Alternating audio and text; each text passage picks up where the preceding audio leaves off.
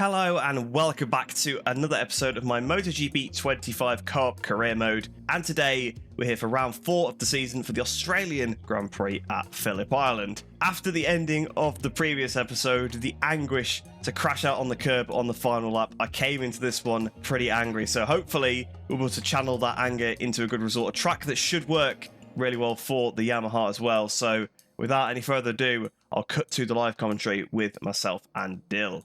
We gotta love the Marcus on point. That's over a quarter of a second. That is ridiculous. How is Bezzecchi third again, by the way? What? That Aprilia, man. The Aprilia has one good lap every weekend, and it's the last lap for Bezzecchi and Conway. That's all he can do. I wonder if that animation where like he does that like random stuff with his hand is still in there. It is. We'll watch the last 20 seconds while I try and decide on tires. Here we go. He's about to slap it. Yeah. It's like, what even is that supposed to be? So you're telling me you can't go left, right on the bike? Is that the issue with the bike? You can't change direction. You can't change direction, yeah. So I've been playing about that for about the last 4 or 5 years. Yeah. Right. It's just like Bagnaia and Vinales both just bolt upright. Everybody else was like proper tucked in on the cutscene. So strange. Here we go. Here, lights out. Away we go. Oh, I'll cut my start once again. Oh, who is that that's come across? That Mark? Mark's had a terrible start. Oh, hang on, I've had a... What's happened to me? I've lost the run into one. Basically, my weekend is over. What happened? Oh, you're cut out with Bagnaia. What? KTM's fucking cut me up, the bastards. Yeah, why do they all veer to the right? Don't know, but I'm now in the pack. Well, I'm not in the back. I'm behind Pecco and Mark. They didn't do that in the one where we were testing for that AI difficulty, so no idea. Shock. It's got to be the first time I've actually led. Oh, fucking Grassinis, man. Can we not get these out of this career mode, man? I'm sick of them, that blue bike. And I'm fucking down over them. It's not over them, but like, fucking curbs. With a lot of bleeping going on in the first lap of this race. Nah, leave it all in these days. If I went on a run in with a Grassini, you won't be allowed leaving it. That would be delisted. Yeah, there'll be the the word that's not so bad over here, but quite bad in America. Yeah, exactly. Oh, Mark's through. I've lost the lead. Didn't last long, did it? Oh, I'm coming back at him. Screw this. Oh, doing this on the loop. Coming back up the inside of Marquez. Come on. Come on. Yeah, get out of the way, mate. Yes. Because I know... Oh! Okay. As if both Marquez's bashed me into the Casey Stoner corner. Back up the inside of him again into Miller's. Come on. Yes. Oh, they do just love to stick it back up the inside of you there, don't they? Even if there's no gap. Right, I think Mark might have been out. Well, I enjoyed... Oh, you know what? Can't take too much risk. It's just going to go real bad. Alex at the inside as well. Both Marquez just... Oh, he's put me towards the grass. Uh-oh. Oh, no. Oh, no. Oh, I thought I was going to wipe Mark out then. Which, I suppose... Well, yeah, it wouldn't have been such an oh-no for our championship, but I think I would have gone with him, which would have been an oh-no. How are things going with you in your race? Shocking. I'm so fuming. It's like you after Magello. That's what I've come in with my anger. This is why I've been so aggressive. 25.7 for me that lap. The thing is, I'm pushing on, which means I'm touching curbs, which means I'm going to die. Okay, now I can beat up. Now I made a tactical error. 3 Ducatis have bullied the way past me. Bastianini's a bit more on form in this race. He's been off it in Magello. Oh, this is going to be contact. Sorry, Alex. Actually, you know what? Screw you, Alex, you prick anyway. Right. In the game, obviously. Just to be clear. Tall fucking bastard. Mark's a bit wide through Siberia. Vinales doing his typical shitting the brick at the back of the field. Well, you know, the KTM affinity can only last so long. Oh, no, I'm on the grass. Oh my word. Lukey Heights. Under investigation. Okay, interesting.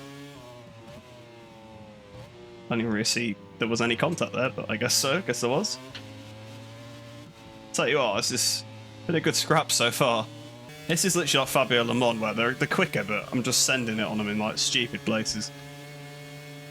Oh, I've just been hit on up the back on the straight. That's always fantastic. Yeah, well, not surprised that's under investigation. Right, there you go. Got me now. I need to watch the gap back to Bastianini. Okay, it's 0.9, so... It's such a yo-yo championship so far. It's like one race, bad race, one good race, bad race. I feel like every race aside from Austin, I've been battling out the front for some of it at least. Oh, okay, that's too late. That's too late. That is a foul from me. That is a foul from myself there. That was, yeah. Whoops. He's back at the inside. I might let him have it because that was dirty. There you go. And yeah. Tell you what, Alex is going for the win. He wants back-to-back wins. Going for it on Mark. It's still 469. He now believes he can beat the brother. Yeah. Forget the fact he had about 5 points after 2 races. Yeah. Along that penalty in Qatar, crash in Austin. Not the ideal start to the season. I tell you what, they are proper going for it. If I can hang in here, they might drop back again at the end like they did it. What? We're only about to start lap 5? What the hell? I think I've just been too engrossed in the battle to even pay attention to what's been happening. Oh, the KTM's too quick on the straight line. Get back here, bike. Don't tell me the KTMs are quick on the straights because I've got one behind me now. Alex takes the lead, I think. Not quite. He was up the inside though, through Southern Loop. Mark just carried the run. Could see a Marc Marquez and Alex Marquez crash here. The dad will have to pull them apart. Oh, this has been like maximum after every episode. I can't have a fucking break. Get Bezecchi up on the curb. No, you've had terrible luck. I mean, at least some of my mistakes have kind of been my fault, but I don't think you've really put foot wrong all season. The crash this one was my fault. I was still kind of shocked by how one of the Grassinis tried to right through me and I ended up in the wrong part of the track and then forced me on the curb. They are literally going hammer and tong then to in front. They've gapped me a bit, but Bagna's right on them now, so they're all 3 together. As soon as you lose that elastic band, they do just pull on you. Whoa, Alex going for it again through the Southern Loop. And this time he might have it.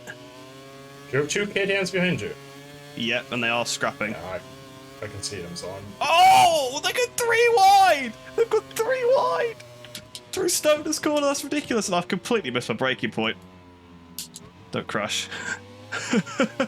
That's crazy, that's unbelievable. How they make it through there. And yeah, Mark came off worse, which is not a surprise, because he was on the outside. So they can do that to each other, but they can't take each other out for me. Yeah. Oh, someone's off behind. Bastianini. Thank God. Tish, never liked him. I kind of wanted him there, though, because he was battling Acosta, which is keeping him at bay. Oh, there's a KTM on your back wheel. Yeah, he is. I've been held up so much by Binder. Ooh. But KTM go broom in straight line, so I go nowhere. Yeah, Costa's passed me now. To be fair, I did make a mistake, so can't be too mad. Well, he's kind of messed the last corner up a bit, though, so I've got the run on him, which is probably what I need. Oh, you are right. They are absolutely rapid, though, even in the slipstream, like, not really catching at all. Oh, Binder's gone on first on Martin. Sitting into the curb. Braver man than I am. Yeah, I almost won the outside curve to turn 1, and I had to check myself. I've done like 4 of them already, and I keep like tensing around. You have to be like so careful because like you kind of go into default mode. You're like, right, let me try and sweep through the corner and get the run on him, but it's like, no, you'll just die if you do that. So at least I felt like I had something to fight with them a little bit more this round. I'll tell you what, the Aldiguer's right on me, so I got to watch. It's just the second half of the lap there. So strong. Aldiguer, wow. If he'd have wiped me out then, I think I don't know what I'd have done. End of series. Yeah, that's it. So I'm not recording another one. He has done it at the inside of the last corner, which is, yeah, pretty crazy. So it just seems to be round 1 was the only race they seem to struggle with tyres. Every other race they just get faster and faster, it seems. So it is. I think this place you can go to soft, so you get away with it more, because I'm not too sure about Magellan, but Texas they definitely struggled a bit towards the end. Oh, actually, yeah, that's true. Vinales really came back to me. Oh, that was a bit late. You know what? I actually don't care because he completely wiped me out at round 1, so he can have a bit of a bump and pass back. But Acosta starting to put together a decent charge the last couple of rounds. 3rd place at Texas. Wow. How have you not crashed there, Aldiger? You've just took full inside curb through Lucky Heights. You know what? Might just think the better of it. Take the position now. Oh, I tried to go around the outside at MG. Oh, I've done it. It's a fucking move. That's a fucking move. Well, first race without a crash, to be fair, so I'll take that. Actually, no, I didn't crash at Austin, did I? But got forced off the track. Well, Pecco. That was a poor race, that was.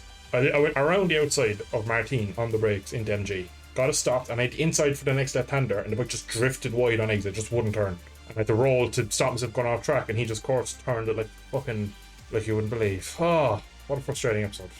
So a pretty good race for myself there, a pretty enjoyable one. I think it's the one I've enjoyed the most so far, properly battling with those Ducatis. I finally kind of felt like I wasn't so toothless, but the pace wasn't quite as it was in Mugello. I kind of wish I had the two combined, because Mugello I felt like I couldn't really pass them, whereas here I just felt like I couldn't keep with them, but I could at least make it difficult for them. But if you look at the Riders' Championship here, we have a pretty monumental moment, because Bagnaia takes the lead of the championship. So a few episodes ago, it was unthinkable that Mark would actually lose the lead, but obviously a couple of defeats in a row, that has made all the difference. Obviously a really poor race at Mugello, obviously got punted wide at the first corner, but just wasn't able to really come back from it. But here, the three of them went 3 wide, and he came out worse, so he's really been bashed around. It seems like they are working together, and it's worked for Bagnaia because he's taken the lead of the championship. Obviously only 2 points, but at least there's some sort of championship battle going on, even if ourselves are not involved in it. Alex is sitting pretty there in 3rd place as well, only 19 points off, so it's not totally over for him either. He could definitely find his way back in there if there is a DNF. Those guys, though, have a bit of a gulf over everyone. We're really looking at the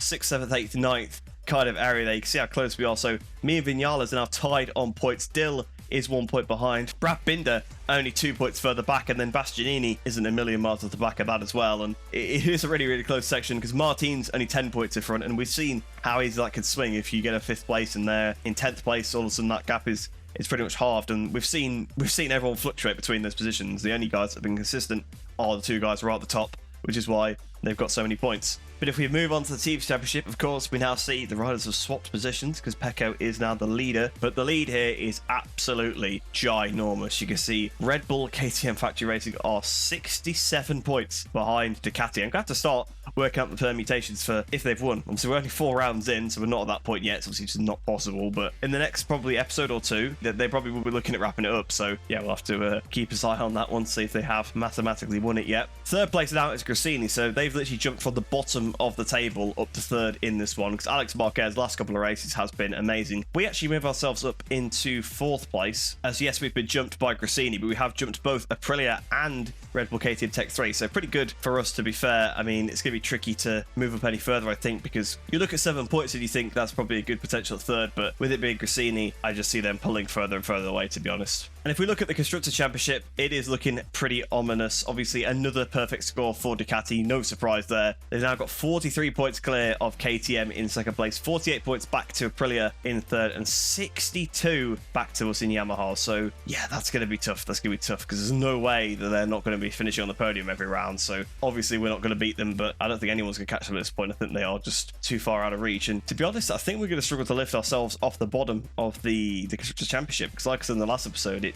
it's all about those headline results, and at the moment we're not getting them. We're not getting those podiums, which I think really would elevate us up there, because you see what we are 14 points off the back, so you know, a couple of podiums in a row we'd probably be in the mix, but so far that does seem really, really tough. But there you go, that is the end of this episode. So hopefully you guys did enjoy that one. If you are new to the channel, please do like the video and subscribe because it really helps me out. And of course, check out Dill as well. But I hope you do enjoy the rest of your day, and I shall see you in the next one.